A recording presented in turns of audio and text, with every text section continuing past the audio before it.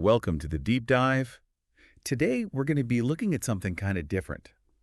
We're going to be exploring the YouTube analytics for Le Podcast de Philippe.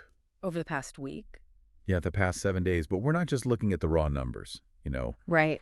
We're going to try to figure out what these numbers actually mean for the channel. What kind of, exactly. insights we can get. What's the story behind the numbers? Yeah, what's the story and how can we use these insights to help improve the channel going forward? Yeah.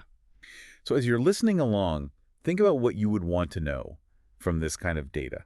Yeah, definitely. If you had access to this, what would you want to learn from it? I think one of the most interesting things that pops out right away is that there's this tension between Le Podcast de Philippe attracting a global audience, which is great. It is. But also the fact that you see really different levels of engagement depending on where those viewers are coming from. Right. Well, let's start with the geography then. Yeah.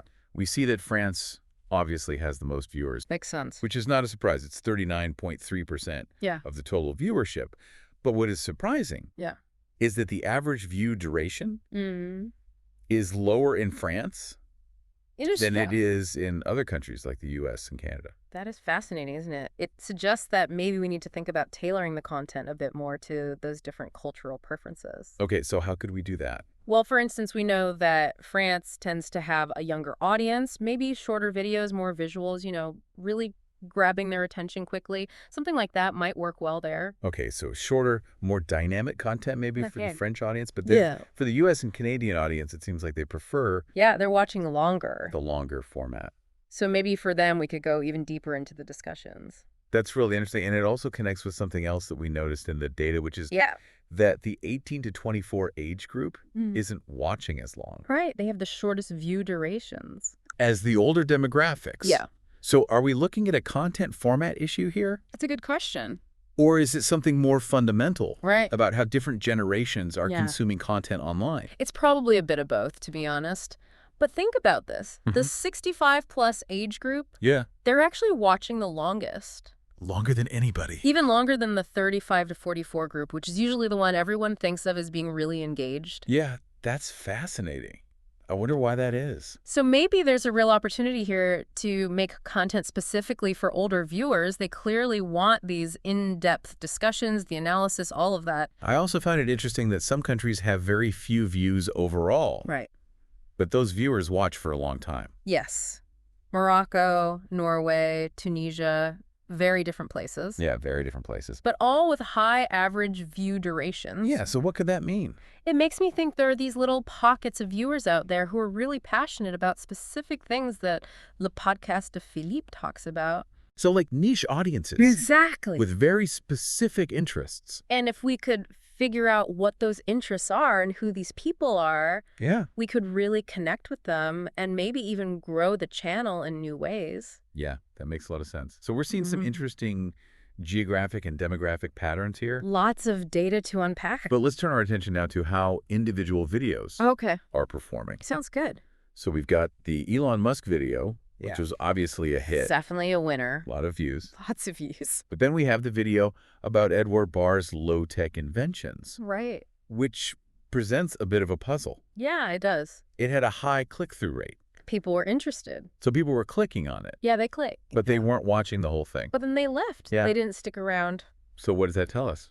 Well, it might mean that the title or the thumbnail, those things that make people click in the first place, maybe they weren't really giving a good picture of what the video was about. Okay, so maybe there was a disconnect. A mismatch, between what people expected. Expectations. And what they actually got. And reality. Yeah. And that's why they clicked away. So it seems like creating compelling thumbnails and titles is really important. It's crucial. But they also need to accurately reflect the content of the video. Otherwise, people bounce.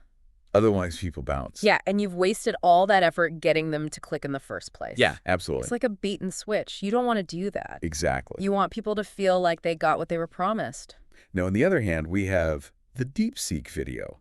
Ah, yes. Which has an amazing conversion rate. That one's doing really well. So it's really good at turning those viewers... Turning them into subscribers. Into subscribers, which is ultimately what we want. It's the goal. Right. That's how you build a community. So it seems like that type of content is really effective Grabbing people's interest. So maybe exploring similar topics. More of that. could help us grow the channel even more. I think so. And it's worth looking at why it's so effective. Yeah, what's working. It's fascinating. Yeah, and we can use that to inform our content strategy going forward. Exactly. It's all about learning from what works.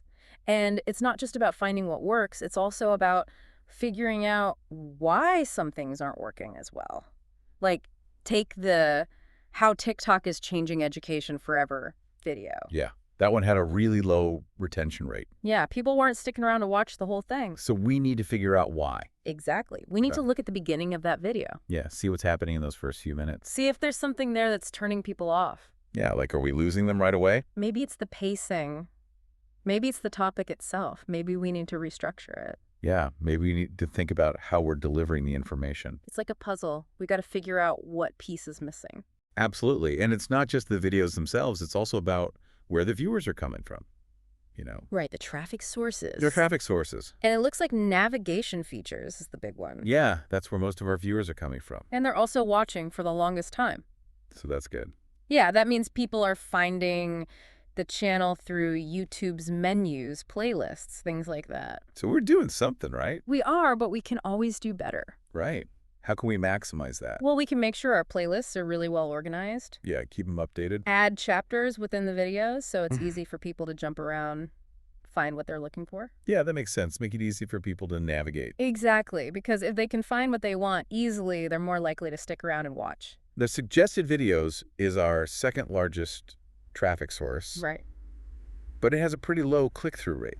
Yeah, that's not great. So how can we improve that? Well, it's all about those visuals. Again, those thumbnails and titles. Yeah, they've got to be eye-catching. And they've got to accurately represent the video. So people know what they're clicking on. Exactly. We want to make sure those suggested videos are really tempting, you know? Yeah, so people can't resist clicking. And become curious. Yeah. And then there's the video about the podcast de Philippe itself. Right, the channel trailer. Yeah, it has a high click-through rate, which is good. People are interested in learning more about the channel. But the overall views are relatively low. So they're clicking, but they're not necessarily watching the whole thing. Yeah, so maybe we need to rethink that video. Maybe it's not doing a good enough job of explaining what the channel is all about. Maybe it's not hooking people in. Maybe we need a new elevator pitch, you know? A quick summary that really captures the essence of the channel. Exactly, something that makes people want to subscribe and watch more. Yeah, we need to really sell it. And let's not forget about YouTube search. Oh yeah, people are finding us through search. They are, and we have a good click-through rate from those results. So people are finding us, and they're clicking. But we could be doing even better. How so? Keyword research. Yeah, finding the right keywords. Exactly the words that people are actually using to search for content like ours. And then using those keywords in our titles, descriptions, tags.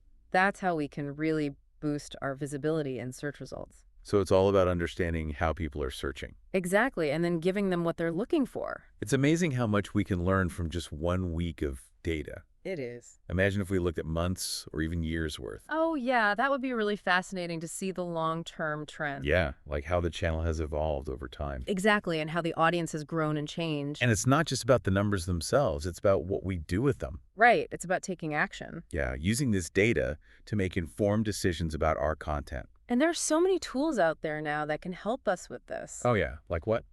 Well, artificial intelligence, for example. Yeah. Yeah, there are AI tools that can analyze data much faster and deeper than we ever could. That's pretty cool. It can help us identify patterns that we might not even notice. So we used ChatGPT to help us analyze this data. We did. Which makes me wonder about the role of AI in the future of content creation. Yeah, big question. Could AI become like a partner? Interesting thought. Helping us create better content. I think it's definitely possible. Imagine AI tools that could generate ideas for videos. Or even help us write scripts. Or optimize the structure of our videos. Wow, that would be amazing. It would free up our time to focus on the creative side of things. But it also makes me wonder about the human element, you know. Right, where does that fit in? Will we become too reliant on AI and lose our own creativity? That's a valid concern. I think it's all about finding the right balance. Yeah, we need to use AI as a tool. Not a replacement. Exactly. Yeah. AI can enhance our creativity. But it can't replace it. Because ultimately, it's the human connection that makes content special. Absolutely. It's the passion, the unique perspective, the humor. Yeah, those are the things that AI can't replicate. And those are the things that people are drawn to. So as we wrap up this deep dive, Yeah. what are the key takeaways? Well, first of all, don't be afraid of data. Yeah, embrace it. Use it to your advantage. It's a powerful tool. And don't be afraid to experiment. Try new things, see what works. Analyze the results and adjust your approach. And most importantly, never lose sight of the human element. Your passion, your authenticity. That's what will make your content truly stand out. And that's what will connect with your audience. So to our listeners, if you enjoyed this deep dive, be sure to subscribe to Le Podcast de Philippe on YouTube. And give this video a like. We'd love to hear your thoughts on the insights we uncovered. What surprised you? What did you learn? And what do you think about the role of AI in content creation? Leave us a comment below. And keep learning, keep creating, keep exploring. Thanks for joining us on the deep dive.